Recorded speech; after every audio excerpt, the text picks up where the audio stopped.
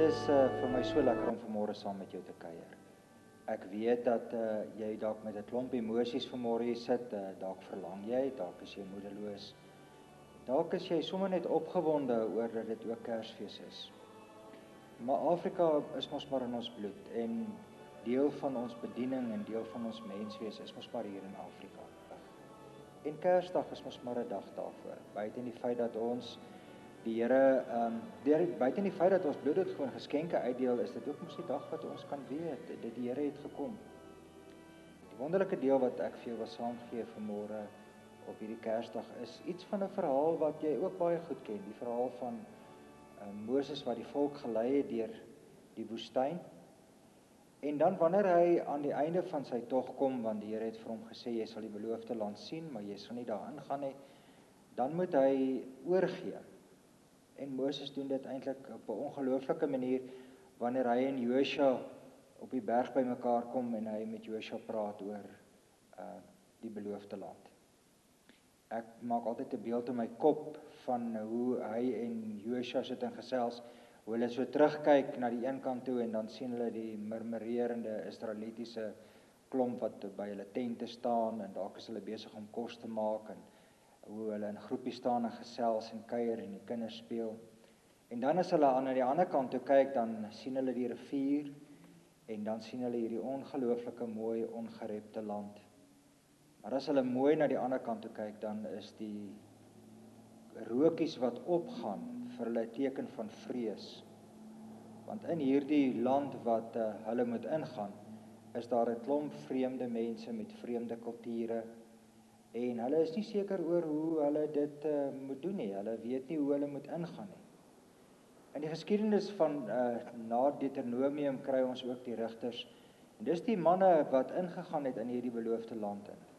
Sommige van hulle het teruggekom en gesê, daar's nie 'n manier wat ons hier kan bly. Daar's nie 'n manier wat ons kan ingaan in hierdie land waar hierdie klomp vreemde mense met hulle vreemde kulture is. En hulle gaan ons doodmaak en uitmoor. Maar dan is daar een of twee wat terugkom en sê, nee, weet jy, hierdie beloofde land is die land wat van melk en honing. Dis die land wat die Here ons beloof het.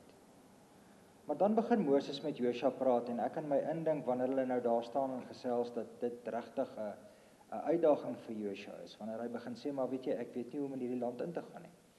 Ek weet nie wat om in hierdie land te gaan maak nie en ek weet nie of die mense my gaan volg nie. So daar's 'n groot stuk vrees by Josua. En dan julle kan gerus Josua 1 lees. In 9 verse sê Moses 3 keer vir hom, weet jy moenie bang wees nie en jy moenie skrik nie. Maar die gedeelte wat ek vanmôre vir jou wil gee of vandag vir jou wil saamgee, is Deuteronomium 31 vers 8. Die Here sal voor jou uitgaan. Hy sal by jou wees. Hy sal jou nie in die steek laat nie en jou nie alleen laat nie. Moenie bang wees nie, moenie skrik nie. Kan ek dit weer vir jou lees? Die Here sal voor jou uitgaan, hy sal by jou wees. Hy sal jou nie in die steek laat nie en jou nie alleen laat nie. Moenie bang wees nie en moenie skrik nie. Hierdie teks het so klomp ryk 'n verskeidenheid van beloftes. Die een is dat die Here sal voor jou uitgaan. So Josua weet dat die Here voor jou in die beloofde land sal ingaan. My goeie vriend, weet dat die Here voor jou al hier was. En dat hy hier is en dat hy hier sal wees as ek en jy ook nog nie meer hier is nie. Maar weet dat hy voor jou uitgaan om jou paai sal te kan gelyk maak. Dan is dit nie net dat hy 'n belofte het van dat hy voor jou sal uitgaan nie. Maar dan is dit ook dat hy 'n belofte het waarin hy sê hy sal by jou wees. So amper so iets van ek gaan voor jou uit. Ek weet al wat in 2014 gaan gebeur. Maar moenie bekommerd wees nie. Ek loop nie daar ver voor 4 of 5 maande voor nie. Ek is vandag by jou. Ek is hier by jou, ek sal by jou wees. Dan die volgende belofte wat in hierdie vers is hy sal jou nie in die steek laat nie en jou nie alleen laat nie. Hoeveel keer in 'n mens se lewe het jy net hierdie druwe waardeur jy gaan, hierdie dale waardeur jy gaan waarin jy dink, maar die Here, ek bid en die Here hoor my nie. Ek vra maar die Here verskyn nie aan my nie. Baie keer is hierdie teks, jy is die teks wat 'n mens laat dink aan die feit dat die Here regtig deur ander mense met jou werk. Dat die Here nie ver is nie, en dat dit nie net 'n bonatuurlike God is wat met wonderwerke werk nie. Maar dat hy hier in hierdie teks vir jou sê, ek sal jou nie alleen laat en ek sal jou nie in die steek laat nie. Dis mos 'n belofte van 'n God, van Immanuel, wat ons nie kan gering ag nie. Die laaste is die een wat ek vir reeds gesê het, wat in Josua soveel keer herhaal word. Moenie bang wees nie en moenie skrik nie.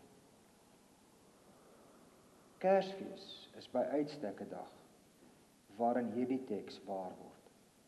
Kersfees is die dag wat jy die versekering het dat die Here gebore is en dat hierdie koms van Christus nie 'n pie in the sky is, iets wat ver in die duister is nie, maar dat dit konkreet kom. En wanneer ons mekaar 'n geseënde Kersfees toewens, dan is dit eintlik 'n seënbede wat ons bid en vir mekaar te sê, die Here seën jou met sy teenwoordigheid.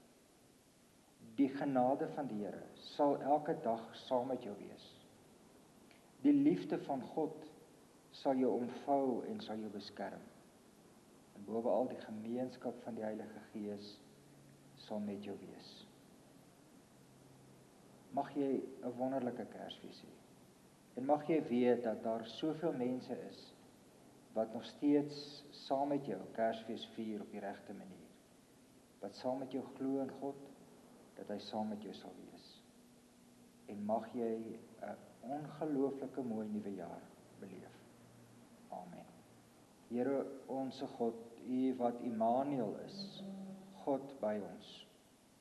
U het op Kersdag gekom, sodat ons die lewe kan hê dit in oorvloed. God ons Vader, dankie dat U sorg elke dag. Dat die son opkom en ondergaan, dat die reën val. Jesus Christus, U wat seun geword het en mens geword het en onder ons kom woon het. Wat gesterf het. Wat die voorhangsel van die tempel laat skeur het, sodat ons naby God kan kom. O Heilige Gees, U wat die voorspraak is, dink vandag saam met ons aan ons mense. Dink vandag saam met ons aan vriende en familie. Tree vir ons in by die Vader en by die Seun. Ons bid hierdie gebed omdat ons glo in God, die drie-enige God, Vader, Seun en Gees. Amen.